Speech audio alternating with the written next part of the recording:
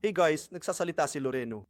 Gagawa kami ng kaunting pagsasanay sa Unilevel para maunawaan mo ang dynamics ng Unilevel, ang tamang paraan ng pagtatrabaho. Nakita namin ang ilang tao na nahihirapang umunawa, nahihirapang maunawaan kung paano gumagana ang Unilevel.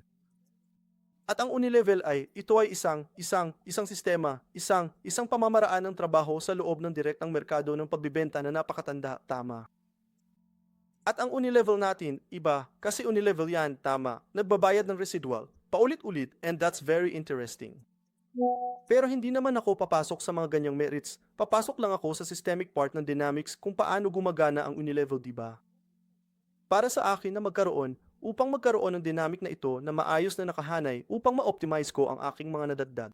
Nakikita natin ang ilang mga lider na nagtatrabaho at ito ay nakakabahala. Walang mababago sa kumpanya, di ba? Ngunit ito ay nakakaabala sa amin dahil nakikita namin na ang mga pinuno ay hindi mapakinabangan ang kanilang mga natamo sa pamamagitan ng paggawa sa paraang ito ay ginagawa. Kaya pupunta kami, napakabilis dito, ipapakita sa iyo kung paano gumagana ang Unilevel. First thing, I signed up, right, I joined the project. I did EV first, July 1st work there, UV first recommendation. Pinarehistro ko si Ju. Pagkatapos, pinarehistro ko si Maria direkta sa akin. Nasa tabi ko lang sina John at Mary. Tapos, nirehistro ko si Pedro. Malinaw, maaari akong magrehistro ng maraming tao hanggat gusto ko ng direkta sa aking sarili. Walang limitasyon, okay. Kung mas direkta, mas mapapahusay ang iyong mga resulta, ang iyong mga pagbabali. Ganito gumagana ang Unilevel. Loreno, ngunit kailangan kong tulungan ang aking koponan. Okay, bibigyan ka rin namin ng solusyon para dyan. Ngunit ang pagtulong sa iyong koponan ay hindi nangangahulugan na kailangan mong ilagay ang mga taong konektado sa kanila. Ang kailangan mong gawin ay magbigay ng suporta, magbigay ng pagsasanay, pumunta doon at turuan siya kung paano gawin ang iyong ginawa, ilagay ang 3 o 5 tao, tulungan siyang i-duplicate ito at tulungan din ang iyong pangalawa. Pangatlong henerasyon na duplicate ito dahil lahat ito ay bahagi ng iyong koponan. At ito ay kung paano gumagana ang tulong ng Unilevel. Huwag ipagpatuloy ang paglalagay ng mga tao at mga tao at mga tao. Walang ganyanan. Ang mga tao na mayroon ka, ito ay nagtrabaho ng direkta sa iyo. Tapos na doon, ang direktang pakikipag-ugnay doon, ang mga taong ito ay kailangan direktang pumunta sa iyong istruktura, sa iyong pangunahing account, okay. Kaya tara na, mayroon akong 3 tuwid. Ano ang gagawin ko? Tuturuan ko ngayon ang 3 kong gawin ang parehong bagay na ginawa ko, tama, na ito ay pagdoble. Kaya't halika lolo, Maria, tuturuan ko si Maria kung paano gawin ang kanyang unang 3 nominado. Kaya pinarehistro ni Maria si Marcelo, nirehistro si Edu at nirehistro si Jane. Pagkatapos ay pupunta ako sa susunod kong pinuno, si Joe, at gagawin niya ang parehong bagay. Inirehistro ni Joe si Philip, pagkatapos si Mike, pagkatapos si Douglas. Pagkatapos ay pumunta ako kay Pedro at sinabing, "Hey, Pedro, pumunta ka at magpahiwatig ng 3 tao." Ipinahiwatig niya si Marta, ipinahiwatig niya si Carla, at ipinahiwatig niya si Anna. So, tinuruan ko ang mga direk ko sa bawat isa na magdala ng kanilang unang 3 direk. Malinaw, tulad ng sinabi ko, hindi ito limitado sa 3, ito ay isang halimbawa lamang. Maaari kang magkaroon ng 10, 20, mas marami ang mas mahusay.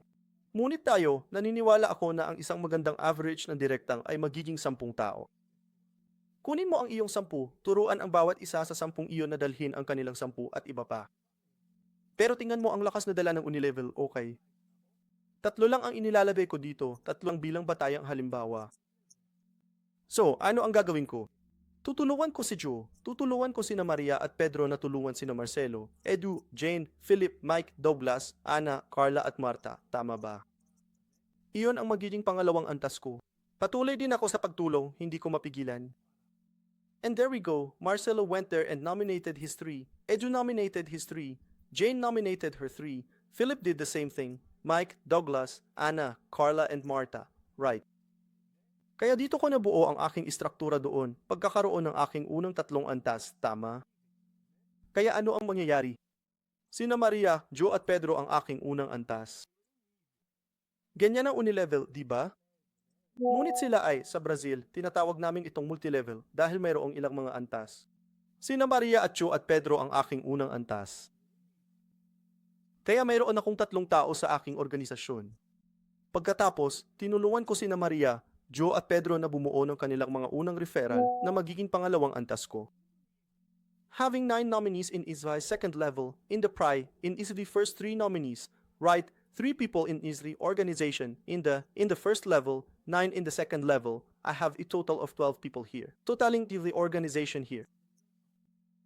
Then comes in the third level, right, which is the color there in lilac, in purple, which would be another 27 people.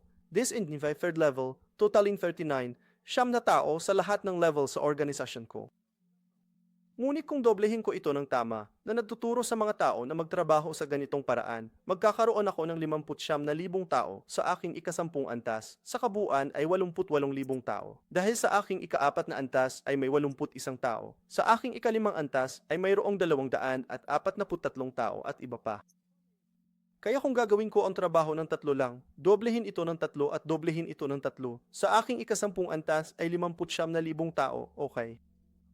Kaya ito ay kung paano gumagana ang tamang unilevel duplication. So, sabi ko sa simula na kung gusto mo, alam mo, maglagay ka ng leader para sa ibang leader na tumatayo.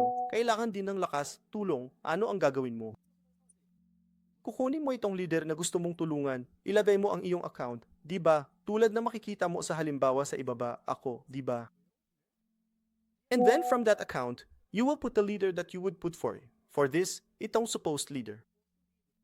Huwag mong itapat sa kanya ha. Halimbawa, doon, ilagay the registered leader, isang tao, isang mamumuhunan, isang pinuno, namungunang pinuno doon, direkta sa account na nasa network ni Philip at si Philip ay bahagi ng network ni Joe.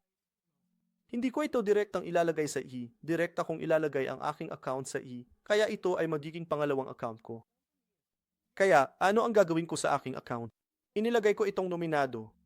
Kasi kung ganon, automatic, first level ko na siya, first level ko na si Paulo at second level na siya ni which is yung taong gusto kong tulungan.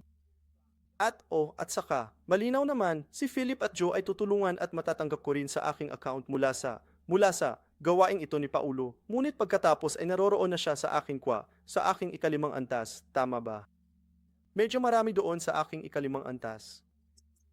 So, mababawasan na doon, masusunog doon ng mga 4 na level, di ba? Kaya, iyon ang dahilan kung bakit hindi ko maaaring kunin si Paulo na isang taong inirerekomenda ko, isang taong kilala ko, isang naunang pinuno at ilagay siya ng direkta sa ilalim ng isa sa aking mga pinuno doon. Dahil kung hindi, masusunog ko ang aking mga antas at mawawalan ako ng maraming resulta mula sa trabaho ni Paulo. So anong gagawin ko? As put the movie account and then put Paulo link to the movie account down there. And automatically helping my leaders and I'm also helping myself. Okay. Anong nangyayari? Ano ang hindi natin dapat gawin? Ito ay dito. Inilagay ko ang isa sa aking mga account sa ibaba ng isa, ganito at ganito, pagpoposisyon, at sa ibaba ay inilagay ko si Joe na may puhunan at 30,000 dolyar.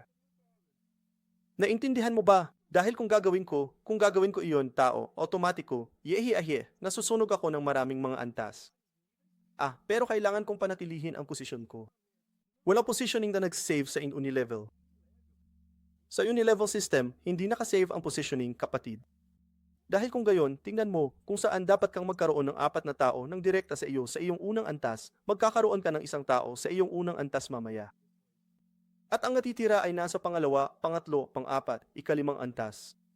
At pagkatapos ay ipagpalagay natin na si Joe doon, na dapat ay direktang sa iyo, siya ang taong magdadala ng mas maraming volume, siya ay naroroon sa ika-5 antas, natalo ka ng 4 na antas mula kay Joe. Alam mo ba kung ano ang kinakatawan ng 4 na antas sa loob ng mga halaga ng Unilevel MMM? Marami ito. Kaya, hindi mo dapat gawin ang ganitong uri ng format, maunawaan. Mangyayari kaya ito? Pumunta ka, ang ilang mga tao ay gagawa ng istrukturang ito. But when she did this and her sponsor is there, he can see this, because there he can visualize the structure. You going down one network below the other, mawawalan ka ng suporta ng sponsor mo, and that is more than fair. Dinala ka ng iyong sponsor ng buong pangangalaga, lahat ng atensyon, ipinakita sa iyo ang plano, tinutulungan ka, nariyan bang tumutulong sa iyo na magdala ng mga mamumuhunan? Kaya, ano ang gagawin mo? Kunin mo, lagyan mo ng maraming pera at ilagay mo doon ang investor, wala siyang kikitain. At sa tingin mo, gusto ka bang tulungan ng taong ito? Wala kahit isang chip. Hindi ako tutulong sa anumang paraan dahil nandito ako para kumita. I'm not here to do humanitarian work, right? Humanitarian work, ginagawa natin yan sa ibang paraan. Hindi dito, narito ang ay para kumita ng pera, lahat. Hindi lang ako ang nasa itaas, o hindi lang ikaw ang nasa ibaba, kundi lahat ay kumikita.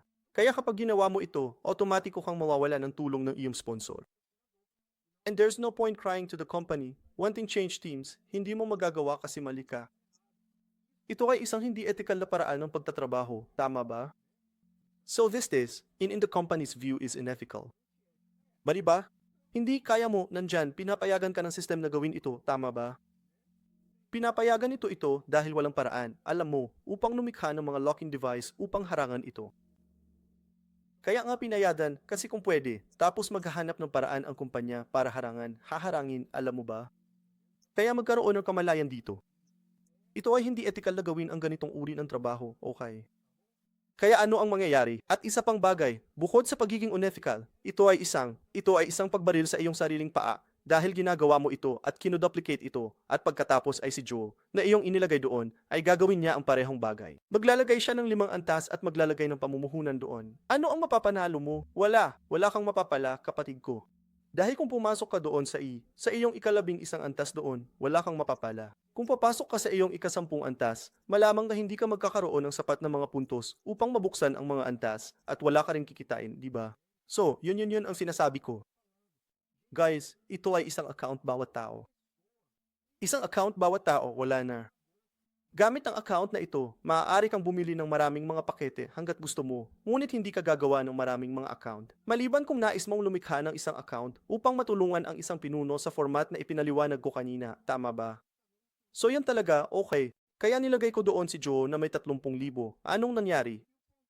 Tumaas ang score sa mga account ko, di ba? Which is if a supposed organization here to save position, bagay na wala sa Unilevel, hindi gumagana. Mapapalampas mo ang paggawa ng maraming pera sa paggawa ng ganito dito. Magdadala ka ng 10 pinuno, maglagay ng 10 pinuno ng direkta sa iyo. O gawin mo ang sinabi ko doon. Pumili ka ng leader na tutulungan mo, ilagay mo muna ang iyong account at pagkatapos ay bibigyan ka ng leader doon ng rekomendasyon para sa tulong, tama ba? So, meron akong first, di by second, yun by third, yun by fourth, yun the fifth level, ganito. And then I end up burning here a day. Divide unilevel levels for me to create a structure. Yihi, fake, right. Hindi gagana ang structure na ito, hindi ka kikita sa Unilevel. Ang kumikita sa iyo sa Unilevel ay mga lateral na trabaho, mga direktang referral. At kaya kailangan mong mag-double down dahil kung ang iyong kupunan ay nagsimulang magtrabaho na parang nagtatrabaho ka, aking kaibigan, hindi ka kikita sa negosyong ito. At ang Unilevel na kumpanya ay nagbabayad ng husto. Ang problema ay ang mga tao ay gumagana ng hindi tama. Basically, yun lang okay. Hindi ko na idedetalye pa dito dahil mahaba na ang video na ito. Ito ay isang simpleng bagay na dapat maunawaan. At naniniwala ako na maunawaan mo mula ngayon mula dito, mula sa video na ito. Ayos lang, kaya isang malaking yakap sa inyong lahat.